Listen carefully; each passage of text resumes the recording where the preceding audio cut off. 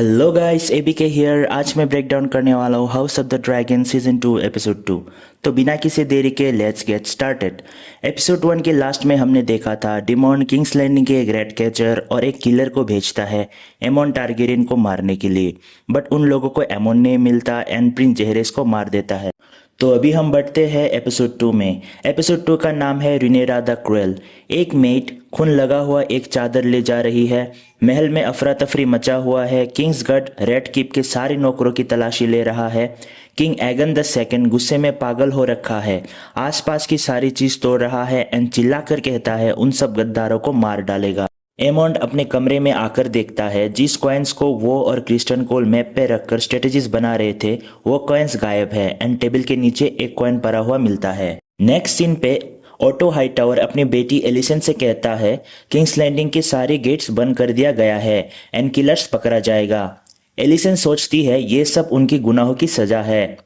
Auto positively कहता है भले ही जो हुआ वो बुरा है बट इससे कुछ अच्छा भी हो सकता है, यानी इन सब से कुछ ना कुछ फायदा तो मिलेगा टीम ग्रीन को। स्मॉल काउंसिल मीटिंग में किंग एगन बहुत ही गुस्सा और गम में है। उसे लग रहा है रिनेरा उसकी बच्ची की मौत की खुशी मना रही होगी। लॉर्ड लेरिस आके कहता है उन्होंने किसी को पकड़ा है। एगन सभी को शक कर रहा है, इवन उसकी स्मॉल काउंसिल के लोगों पर भी। ऑटो हाईटावर कहता है किसने कातिल करवाया ये फर्क नहीं पड़ता, वो लोग रेनेरा को ब्लेम करेंगे चाहे सच कुछ भी हो। एगन वीक ना दिखने के लिए एक्शन चाहता है but hand of the king auto कहता है किंग को ऑलरेडी वीक किया जा रहा है। एगन को ये बात और भी गुस्सा दिलाता है और तोड़फोड़ करता है। ऑटो सजेस्ट करता है फ्यूनरल प्रोसेशन के लिए ताकि मरे हुए प्रिंस जेहरिस की बॉडी को शहर के लोगों के सामने दिखाया जाए। ऐसे में सब लोग रिनेरा के अगेंस्ट हो जाएंगे। एलिसेंट इस आइडिया से शॉक्ड है एंड किंग एगन भी नहीं चाहता कि उसके बेटे की लाश को सड़क पर निकाला जाए, बट ऑटो सबको कन्विंस कर लेता है एंड कहता है एलिसेंट एंड हेलेना भी इस फ्यूनरल प्रोसेशन में पार्ट ले ताकि सब उनका दुख देखे और ज़्यादा सिंपैथी मिले। हेलेना एग्री नहीं होती बट उनकी माँ एलिसेंट समझाती है कभी कभी हमें दिखावा भी करनी पड़ती है सबकी भले के लिए। नेक्स्ट सीन हमें फ्यूनरल प्रोसेशन दिखाया जाता है, साथ में एलिसेंट एंड हेलेना भी है। प्रिंस जेहरिस की डेथ बॉडी एक चैरियट से ले जाया जाता है किंग्स लैंडिंग के लोगों के बीच। लोग ये सब देखकर काफ़ी दुखी है। आगे बढ़ते बढ़ते चैरियट की व्हील गड्ढे में अटक जाता है। यहाँ भीड़ क्वीन के करीब आने लगते हैं। प्रिंस जेहरिस की बॉडी हिल रहा है एंड हेलेना काफ़ी घबरा जाती है। कैद खाने में लेरिस प्रिंस जेहरिस के कातिल को इंटेरोगेट कर रहा है। वो अपने टॉर्चर टूल्स निकालते हैं। वो किलर डर कर कहता है मुझे डिमॉन टारगेरियन ने हायर किया था और कहता है एक रेड कैचर ने इस काम में उसका मदद किया था। यहाँ पर एगोन आता है और वो रेड कैचर के नाम जाने बिना ही उस किलर को मार देता है। ड्रैगन स्टोन पर रिनेरा को प्रिंस जेहरिस की मौत का पता चलता है। वो हैरान है क्योंकि सब सोचते हैं एक बच्चे को मारने के लिए उसने ये सब करवाया। डिमन ब्लैक काउंसिल में कुछ ज़्यादा ही चुपचाप बैठा है। रिनेरा को समझ आ जाता है कि ज़रूर कुछ गड़बड़ है। जब दोनों अकेले में बात करता है तब डिमोन मानता है ये सब उसी ने करवाया है, बट उसका प्लान कुछ अलग ही था। वो तो प्रिंस एमोन को मरवाना चाहता था। रिनेरा डिमोन पर आयरन थ्रोन पे अपना क्लेम वीक करने की ब्लेम करती है। वो कहती है अभी सब लोग उसके अगेंस्ट हो जाएंगे और कहती है डिमंड उसे यूज़ कर रहा था ताकि अपने खुद की एम पूरी कर सके। डिमन को इस बात पर गुस्सा आता है और कहता है जब सर एरिक क्राउन लेकर आए तब डिमोन ने खुद रिनेरा को क्राउन पहनाया था। रिनेरा पूछती है क्या डिमन उससे अपने क्वीन के रूप में मानता है या फिर अब भी खुद रोल करने को सोच रहा है। इन सब बातों को लेकर दोनों के बीच बहस हो जाता है। रिनेरा कहती है तुमने एक बच्ची को मार डाला। डिमन कहता है वो एक गलती था और वहां से चले जाता है। डिमन अपने ड्रैगन कैरेक्सिस में बैठ के निकल पड़ते हेरन हॉल की ओर। बेला रिनेरा से मिलने आती है। उसको पता चल जाता है उसके पिता डेमंड एंड स्टेप मदर रेनेरा के बीच प्रॉब्लम चल रहा है। रिनेरा बेला को ऑर्डर देती है अपने ड्रैगन मून डांसर के साथ किंग्स लैंडिंग पर नजर रखने के लिए। नेक्स्ट सीन रेड कीप में सर क्रिस्टन कोल को दिखाया जाता है। वो क्वीन हेलेना के रूम में है एंड उसके सामने खून से लथपथ बैट को वहां से हटाया जा रहा है जिस पर प्रिंस जेहारिस का मर्डर हुआ था। उसके बाद वो एलिसेंट से मिलता है। एलिसेंट खुद को ब्लेम कर रही है एंड क्रिस्टन भी खुद को गिल्टी मानते हैं। क्रिस्टन कोल सर एरिक को ढूंढता है और उससे बहस करता है। क्रिस्टन कहता है उसकी क्लोक गंदी है, एरिक कहता है वो उससे साफ कर देगा, बट क्रिस्टन के लिए ये काफ़ी नहीं है। वो कहता है उससे फौरन साफ करे। सर एरिक माफ़ी मांगता है और साफ करने के लिए जाने लगता है। सर क्रिस्टन कोल कहता है जब जेहारिस का मर्डर हुआ था तब तुम कहाँ थे? एरिक कहता है वो थ्रोन रूम में किंग एगन के साथ थे। फिर एरिक भी क्रिस्टन से पूछता है आप कहाँ थे लॉर्ड कमांडर, और क्वीन हेलेना के पास खुद की सिक्योरिटी क्यों नहीं थे? बट क्रिस्टन को इन सब सवालों का कोई फर्क नहीं पड़ता। वो उल्टा सर एरिक पे इल्ज़ाम लगाता है, कहता है तुम्हारा जुड़वा भाई गद्दार है और ऐसे में मुझे तुम पर भी शक हो रहा है।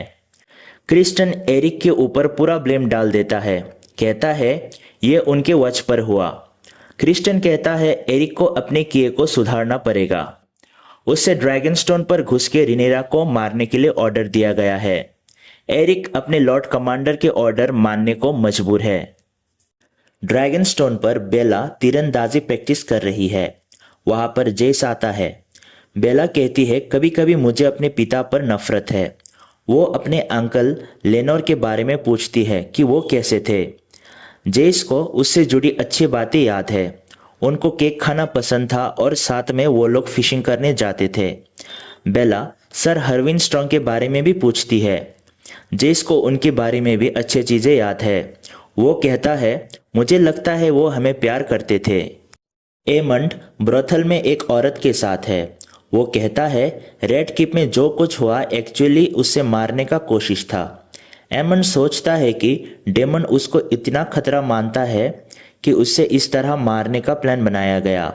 वो कहता है उससे ल्यूक की मौत का अफसोस है। ये औरत कहती है जो कुछ भी हो रहा है उसमें असली नुकसान तो आम लोगों का है। नेक्स्ट सीन हमें एक फैमिली को दिखाया जाता है जो बुरे वक्त में गुजर रहा है। एक बच्ची बिस्तर पर बीमार पड़ी है। ह्यू नामक एक शख्स को दिखाया जाता है। ये वही शख्स है जिसने राज दरबार में किंग एगन के पास हथियार बनाने के लिए एडवांस फाइनेंशियल हेल्प मांगा था। वो अपनी वाइफ के साथ बातचीत करता है कैसे घर में खाने के लिए प्रॉब्लम हो रहा है एंड किंग्स लैंडिंग पर अभी ज़रूरी सामान भी नहीं मिल रहा। हम एलन को देखते हैं। वो अपने भाई एडम से मिलता है। एडम ने सुना है कि कॉर्लिस वेलोरियन ने अपनी ज़िंदगी बचाने के लिए एलन को थैंक यू कहा है। एडम पूछता है क्या एलन कॉर्लिस के साथ शिप में शेयर करेगा? एलन कहता है वो श्योर नहीं है। कॉर्लिस अपने वाइफ रेनिस के साथ बेट में है। कॉर्लिस पूछता है क्या डिमोन रेनेरा को थ्रोन के लिए चैलेंज कर सकता है? रेनिस कहती है डिमोन ऐसा इंसान है कब क्या करता है किसी को कुछ पता नहीं चलता और किसी का आदेश नहीं मानता। रिनेरा लाइब्रेरी में है। सर एरिक मिसेरिया को लाता है। रिनेरा पूछती है उसके इस मर्डर में क्या रोल था? मिसेरिया कहती है डिमन ने उसके कनेक्शन यूज करने के बदले आज़ादी ऑफर किया था। मिसेरिया पूछती है क्या रिनेरा डिमन के किए हुए प्रॉमिस निभाएगी? नेक्स्ट सीन किंग्स लैंडिंग की सड़कों पर लोग जमे हुए हैं एंड बहुत सारे लाश लटका हुआ है। इनमें से एक वही रेड कैचर है जो प्रिंस जेहारिस के मर्डर में शामिल था। यहाँ गुड बॉय डॉग भी है जो रेड कैचर के साथ रेड कीप के अंदर गया था। Otto Hightower King Aegon and Ser Criston Cole के साथ सवाल जवाब कर रहा है। वो शहर में हुए रेड कैचर्स के मौत के बारे में पूछ रहा है। एगन कहता है उससे वो रेड कैचर के नाम नहीं पता था इसलिए सारे के सारे रेड कैचर्स को मरवा दिया। ओटो इस बात पर चिल्लाता है। उसका कहना है उन लोगों ने उसकी सारी मेहनत पर पानी फेर दिया। लोग रिनेरा को क्रूएल कह रहे थे और अब किंग एगन को कहेगा। क्रिस्टन कहता है वो किंग से संभाल कर बात करे। ओटो कहता है किंग उसका ग्रैंडसन है और वो बेवकूफ़ है। इसके बाद एगन ओटो के सामने क्रिस्टन कोल का प्लान बोल देता है। वो ड्रैगनस्टोन पर सर एरिक को भेजा है रिनेरा को मारने के लिए। कहता है सर एरिक को कोई पहचान नहीं पाएगा क्योंकि वहां पर उसका जुड़वा भाई एरिक है। वो उसका आइडेंटिटी यूज करके ये काम को अंजाम देगा। ओटो ये सब बातें सुनकर हैरान है, पूछता है कि क्या वो कभी अपने फादर विसेरिस के बारे में सोचता है। क्या वो जानता है कि उसके पिता कितने अच्छे किंग थे। फिर गुस्से में कहता है तुम्हारे पिता तुम्हारे बारे में सही थे।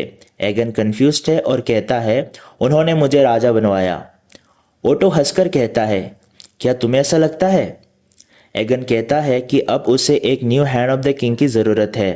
वो ओटो को अपना पिन क्रिस्टन कोल को देने के लिए कहता है। ओटो पिन को क्रिस्टन कोल के पास फेंकता है और वहां से चला जाता है। नेक्स्ट सीन, ड्रैगनस्टोन में रिनेरा मिसेरिया को आज़ाद कर देती है। मिसेरिया एक गार्ड के साथ शिप की ओर जा रही है। रास्ते में आर्मर और हेलमेट पहने एक आदमी को कैसल की तरफ जाता देखती है। वो एरिक दोनों भाइयों को जानती है। मिसेरिया कुछ सोचती है और वापस पलट जाती है। सर एरिक कॉन्फिडेंस के साथ कैसल में एंटर करता है। बाहर खड़े गार्ड्स भी उसे पहचान नहीं पाते, सब उसे उसका भाई समझ रहे हैं। कैसल के अंदर जाकर छुपते हुए वो रेनेरा के कमरे के पास पहुंच जाता है। कमरे के बाहर पहरेदार नाइट को वो छुट्टी दे देता है और कहता है मैं अभी यहाँ पर पहरा दूंगा। वो नाइट भी उसको पहचान नहीं पाता और चले जाते हैं। फिर वो अचानक रिनेरा के रूम में घुसता है। रिनेरा उससे सर एरिक समझती है, बट समझ जाती है कि कुछ तो गड़बड़ है। एरिक अपना तलवार निकालता है और कहता है मेरे पास और कोई चॉइस नहीं है। मिसेरिया के कहने पर सर एरिक पीछे से रूम पे आ जाता है। वो अपने क्वीन को बचाने के लिए अपने भाई से लड़ने को तैयार है। रिनेरा यहाँ मौजूद मेट को सर लॉरेंट को लाने भेजती है। दोनों भाइयों के बीच तलवार से लड़ाई चल रहा है। सर लॉरेंट आ तो गए हैं, बट उसको पता नहीं कौन सा एरिक है। जुड़वा भाइयों में से जो रिनेरा को मारने आया है वो मारा जाता है और जो रिनेरा को बचा रहा था वो उससे माफ़ी मांगते हुए खुदकुशी कर लेता है। किंग्स लैंडिंग में ओटो अपने सामान बांध के ओल्ड टाउन वापस जा रहे हैं। एलिसेंट आके कहती है वो हाई गार्डन जाए और टायरल्स को अपने साथ लाए। बाद में एलिसेंट एगोन को ढूंढने जाती है। वो अकेले में रो रहा है। एलिसेंट उससे देख के चुपचाप अपने रूम में चली जाती है। यहाँ क्रिस्टन कोल दरवाजे के बाहर मौजूद है। एलिसेंट उसे थप्पड़ मारती है। यह साफ पता चल जाता है जो कुछ भी हो जाए वो लोग एक दूसरे से दूर नहीं रह सकते। उन लोगों का फिर से अफेयर शुरू हो जाता है और यहीं पे ख़त्म होता है house of the dragon season 2 episode 2।